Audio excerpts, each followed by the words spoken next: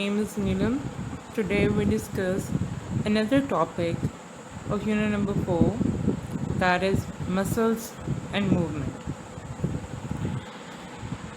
First, we know that when bones move at joints, they produce movement. आपको सबको पता है कि जब भी bones joint जहाँ पे joints हैं वहाँ से move करती हैं तो उस वक्त क्या produce होती हैं? Movements produce होती हैं. The movements in bones are brought about by the contraction of the skeletal muscles. और ये मूवमेंट कब प्रोड्यूस होंगी? जब स्केलेटल मसल्स जो आपकी बोन्स के साथ अटैच हैं वो कॉन्ट्रैक्ट या रिलैक्स करेंगी. उनकी कॉन्ट्रैक्शन की वजह से मूवमेंट जो है वो प्रोड्यूस होगी, which are attach with them by tendons. और ये भी आपने प्रीवियस लेक्चर में पढ़ा था कि जो टेंडन्स हैं, these are the connective tissues and these tissues attach bones to muscles. The role of the skeletal muscles is as follow.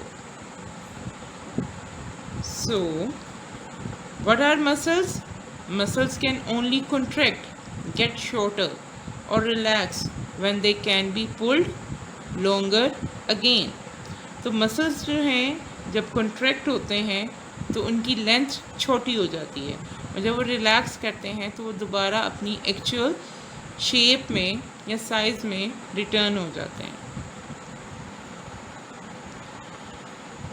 The one end of the skeletal muscle is always attached with some immovable bone and this end of the muscle is called the origin.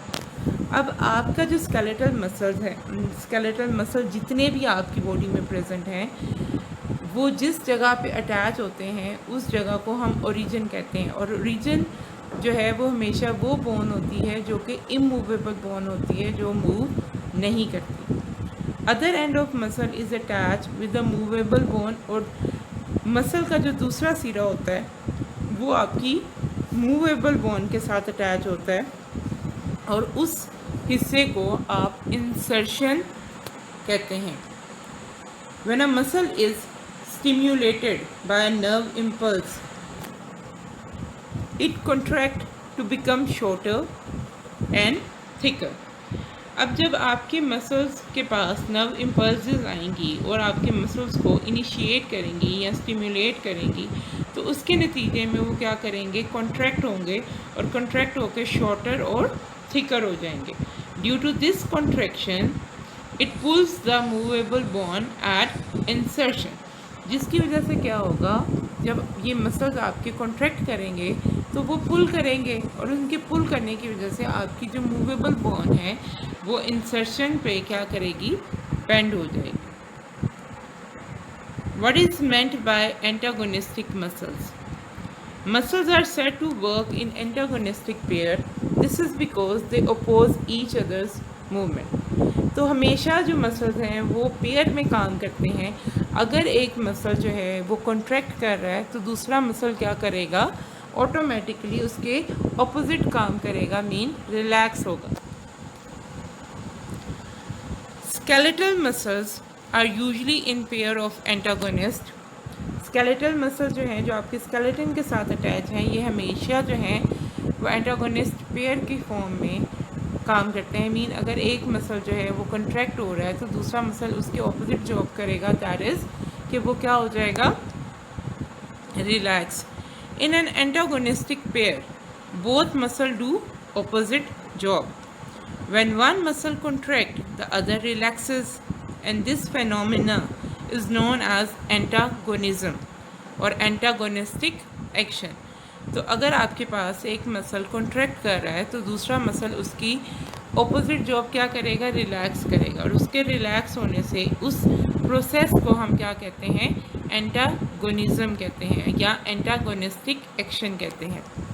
When a muscle contract and bend the joint, जब आप muscle contract करते हैं तो उसकी वजह से आपकी bone जो है वो जॉइंट पे आके क्या हो जाती है? बेंड हो जाती है. It is known as flexor muscle. So जो मसल आपकी जॉइंट को बेंड कर रहे हैं और कॉन्ट्रैक्ट कर रहे हैं वो कौन से मसल्स कहलाएंगे? Flexor muscle. And the movement is called flexion. और आपके बाजू का जो बेंड होना है, बेंडिंग, वो क्या कहलाएगी? Flexion. When a muscle contract and straighten the joint, और जब आपके मसल कॉन्ट्रैक्ट करते हैं और दोबारा जॉइंट को सीधा कर देते हैं, it is known as extensor muscles.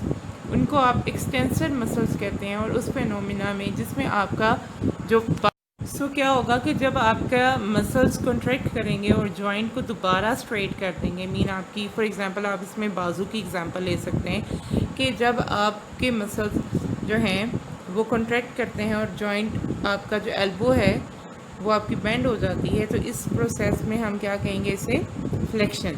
लेकिन अगर आपके दोबारा मसल्स कॉन्ट्रैक्ट करेंगे और आपकी बाजू सीधी हो जाएगी, तो इसको हम कहते हैं एक्सटेंशन। और वो मसल जो आपके बाजू को सीधा करते हैं जॉइंट पे, उसे हम एक्सटेंसर मसल्स कहते हैं। Following is an example of antagonistic action of a pair of skeletal muscle. So इसमें आपकी जो एग्जांपल है वो आपके पास आपकी आर्म की एग्जांपल है, जिसमें आपके पास बाइसेप और ट्राइसेप मसल्स प्रेजेंट होते हैं। बाइसेप मसल्स को आप फ्लेक्सर मसल्स कहते हैं और ये आपके अपर आर्म पे प्रेजेंट होती है। जो ट्राइसेप मसल्स हैं उन्हें हम एक्सटेंसर मसल्स कहते हैं और ये आपकी बाजू की बैक साइड पे प्रेजेंट होती है। सो फ्रंट आर्म पे जो मसल्स प्रेजेंट हैं उन्हें हम क्या कहते हैं? बाइसेप या फ्लेक्सर मसल्स। और जो आपकी बाजू के बैक साइड पे प्रेजेंट हैं उन मसल्स को हम ट्राइसेप या एक्सटेंसर मसल्स कहते हैं। Both these muscles have their origin at pectoral girdle. और इन दोनों मसल्स, बाइसेप और ट्राइसेप मसल का जो ओरिजिन है, जो कि इमूवेबल बोन से अटैच है, मसल का एक सिरा जो इमूवेबल बोन के साथ अटैच है, उसे हम ओरिजिन कहेंगे। और वो इन दोनों का कौन सा है? Pectoral girdle. And insertion at one of the two bones of four arm.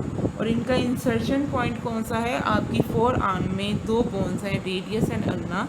उनमें से एक के साथ आपके बाइसेप मसल्स अटैच हैं और एक के साथ आपके ट्राइसेप मसल्स अटैच हैं।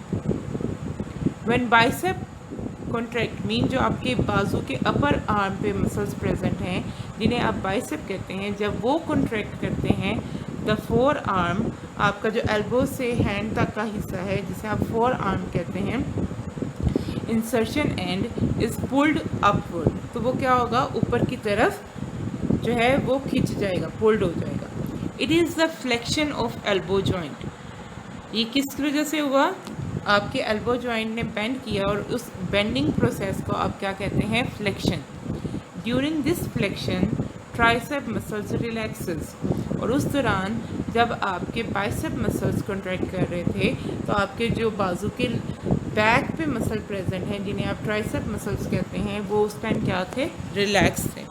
व्हेन ट्राइसेप मसल कॉन्ट्रैक्ट, जब आपके ट्राइसेप मसल्स कॉन्ट्रैक्ट करेंगे, four arm is pulled down. तो आपकी फोर आर्म जो है वो दोबारा स्ट्रेट हो जाएगी और इसे आप एक्सटेंशन कहते हैं।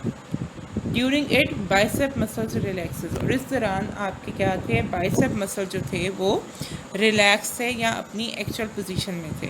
In this way bicep and tricep make up an antagonistic pair of muscles.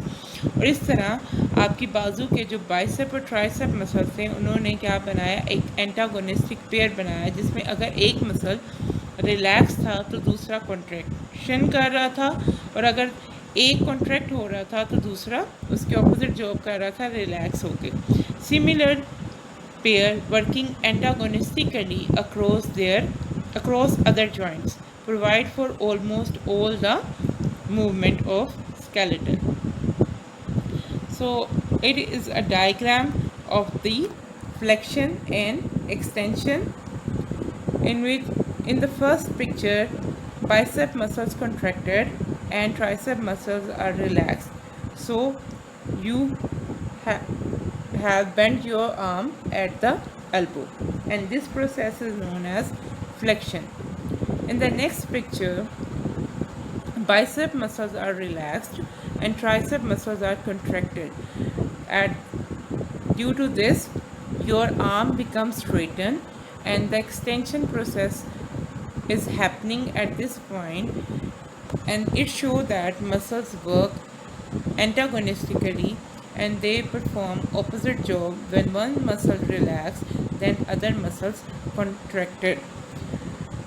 So today's topic is about the movement and muscles, and we have discussed the antagonism and antagonistic muscles and examples of bicep and tricep muscles at elbow. And I hope so you understand the topic. Okay, take care. Allah Hafiz.